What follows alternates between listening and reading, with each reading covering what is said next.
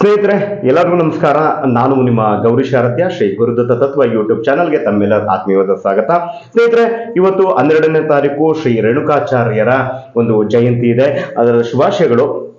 ಮತ್ತು ಶ್ರೀ ರೇಣುಕಾಚಾರ್ಯರ ಒಂದು ಜಯಂತಿಯ ಪ್ರಯುಕ್ತ ಅವರ ಕುರಿತಾಗಿ ಒಂದು ರಸಪ್ರಶ್ನೆಯ ಒಂದು ಸಂಚಿಕೆಯನ್ನು ನಾನು ಮಾಡ್ತಾ ಇದ್ದೀನಿ.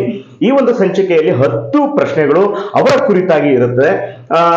ಸೊ ನೀವು ಕೂಡ ಭಾಗವಹಿಸಿ 10 ಪ್ರಶ್ನೆಗಳಿಗೆ ಉತ್ತರವನ್ನು ನೀಡಿ. ಇದು 2 ದಿನಗಳ ಕಾಲ ಒಂದು ಟೈಮ್ ಲಿಮಿಟ್ಸ್ ನ ಕೊಟ್ಟಿದ್ದೀನಿ. ಸೊ ಭಾನುವಾರದೊಳಗಾಗಿ ನೀವು ಈ ಒಂದು ರಸಪ್ರಶ್ನೆಗಳಿಗೆ ಉತ್ತರವನ್ನು ನೀಡಿ. ಅದೃಷ್ಟಶಾಲಿ ವಿಜಯಶಾಲಿ ಯಾರಾಗ್ತಾರೆ ಅವರುಗಳಿಗೆ ಒಂದು ಸಣ್ಣ ಒಂದು ಉಡುಗೊರೆ ನೀಡಬೇಕು ಅಂತ ಅನ್ಕೊಂಡೆಲ್ಲ ಪ್ರಯತ್ನ ಪಟ್ಟು ಈ ಒಂದು ಕಾರ್ಯಕ್ರಮವನ್ನ ಅಂದ್ರೆ ಸಂಚಿಕೆಯನ್ನ ಮಾಡ್ತಾ ಇದೀವಿ.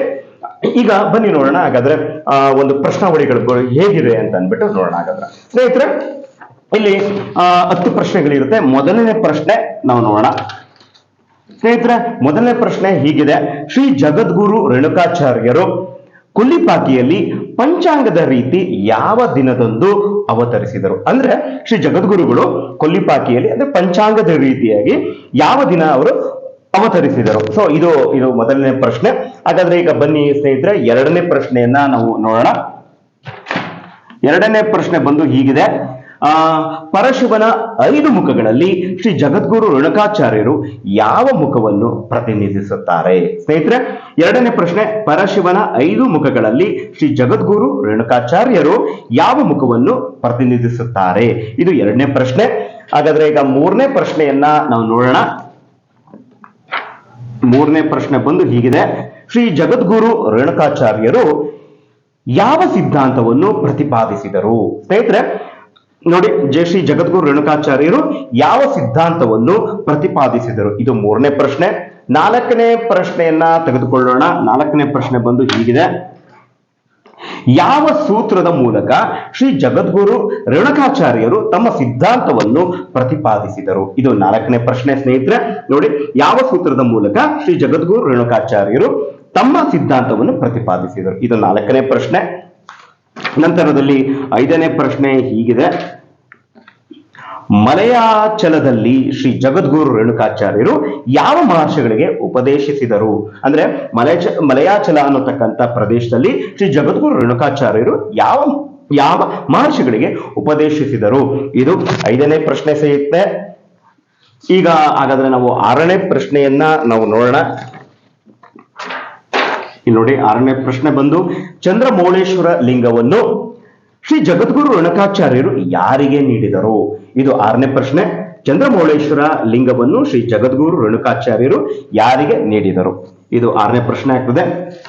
ನಂತರದಲ್ಲಿ 7ನೇ ಪ್ರಶ್ನೆ ಬಂದು ಈ ರೀತಿಯಲ್ಲಿ ಇದೆ ನೋಡಿ: ಯಾರ ಕೋರಿಕೆಯಂತೆ ಶ್ರೀ ಜಗದ್ಗುರು ರೇಣುಕಾಚಾರ್ಯರು ಲಂಕೆಯಲ್ಲಿ ಶಿವಲಿಂಗವನ್ನು ಪ್ರತಿಷ್ಠಾಪಿಸಿಕೊಡುತ್ತಾರೆ? ಇದು 7ನೇ ಪ್ರಶ್ನೆ. ಯಾರ ಕೋರಿಕೆಯಂತೆ ಶ್ರೀ ಜಗದ್ಗುರು ರೇಣುಕಾಚಾರ್ಯರು ಲಂಕೆಯಲ್ಲಿ ಶಿವಲಿಂಗವನ್ನು ಪ್ರತಿಷ್ಠಾಪಿಸಿಕೊಡುತ್ತಾರೆ? ಇದು 7ನೇ ಪ್ರಶ್ನೆ ಸ್ನೇಹಿತರೆ. ಹಾಗಾದ್ರೆ ನಮ್ಮ 8ನೇ ಪ್ರಶ್ನೆಯನ್ನು ನೋಡೋಣ. 8ನೇ ಪ್ರಶ್ನೆ ಬಂದು ಈ ರೀತಿಯಲ್ಲಿ ಇದೆ ನೋಡಿ: ಭದ್ರಾ ನದಿ ತೀರದಲ್ಲಿ ಶ್ರೀ ಜಗದ್ಗುರು ರೇಣುಕಾಚಾರ್ಯರು ಸ್ಥಾಪಿಸಿದ ಮಹಾಸಂಸ್ಥಾನ ಪೀಠ ಯಾವುದು? ನೋಡಿ, ಭದ್ರಾ ನದಿ ತೀರದಲ್ಲಿ ಶ್ರೀ ಜಗದ್ಗುರು ರೇಣುಕಾಚಾರ್ಯರು ಸ್ಥಾಪಿಸಿದ ಮಹಾಸಂಸ್ಥಾನ ಪೀಠ ಯಾವುದು? ಇದು 8ನೇ ಪ್ರಶ್ನೆ ಆಗುತ್ತೆ ಸ್ನೇಹಿತರೆ. ಹಾಗಾದ್ರೆ 9ನೇ ಪ್ರಶ್ನೆ ನೋಡೋಣ. ಈ ರೀತಿ ಇದೆ 9ನೇ ಪ್ರಶ್ನೆ: ಶ್ರೀ ಜಗದ್ಗುರು ರೇಣುಕಾಚಾರ್ಯರು ಅವರ ನಂತರ ಯಾರಿಗೆ ಉತ್ತರಾಧಿಕಾರವನ್ನು ನೀಡಿದರು? ಇದು 9ನೇ ಪ್ರಶ್ನೆ. ಶ್ರೀ ಜಗದ್ಗುರು ರೇಣುಕಾಚಾರ್ಯರು ಅವರ ನಂತರ ಯಾರಿಗೆ ಉತ್ತರಾಧಿಕಾರವನ್ನು ನೀಡಿದರು? ಇದು 9ನೇ ಪ್ರಶ್ನೆ ಆಗುತ್ತೆ ಸ್ನೇಹಿತರೆ. ಈಗ 10ನೇ ಪ್ರಶ್ನೆಯನ್ನ ನೋಡೋಣ. 10ನೇ ಪ್ರಶ್ನೆ ಬಂದು ಈ ರೀತಿಯಲ್ಲಿದೆ: ಶ್ರೀ ಜಗದ್ಗುರು ರೇಣುಕಾಚಾರ್ಯರು ಅಂತ್ಯದಲ್ಲಿ ಯಾವ ಶಿವಲಿಂಗದಲ್ಲಿ ಐಕ್ಯಗೊಂಡರು? ಶ್ರೀ ಜಗದ್ಗುರು ರೇಣುಕಾಚಾರ್ಯರು ಅಂತ್ಯದಲ್ಲಿ ಯಾವ ಶಿವಲಿಂಗದಲ್ಲಿ ಐಕ್ಯಗೊಂಡರು? ಇದು 10ನೇ ಒಂದು ಪ್ರಶ್ನೆ ಸ್ನೇಹಿತರೆ. ನಾನು ನಿಮಗೆ ತಿಳಿಸಿದಾಗೆ ಒಟ್ಟು 10 ಪ್ರಶ್ನೆಗಳು. 10 ಪ್ರಶ್ನೆಗಳಿಗೆ ಆದಷ್ಟು ಒಂದು ಸರಿಯಾದ ಉತ್ತರವನ್ನ ನೀಡಕ್ಕೆ ತಾವು ಏನಂತಂದ್ರೆ ಒಂದು ಪ್ರಿಪೇರ್ ಆದ್ರೆ ಖಂಡಿತವಾಗಿ ಉತ್ತರವನ್ನ ನೀಡಬಹುದು ಸ್ನೇಹಿತರೆ. ನಿಮ್ಮ ಉತ್ತರವನ್ನ ಅಂದ್ರೆ ಸರಿಯಾದ ಉತ್ತರವನ್ನ 9481815739 ಓಕೆ, ಇದಕ್ಕೆ ಈ ನಂಬರ್ಗೆ ವಾಟ್ಸಪ್ ಮಾಡಿ ತಮ್ಮ ಸರಿಯಾದ ಉತ್ತರವನ್ನ 2 ದಿನಗಳ ಒಳಗಾಗಿ ಅಂದ್ರೆ ಭಾನುವಾರದ ಒಳಗಾಗಿ ನೀವು ನೀಡಿ.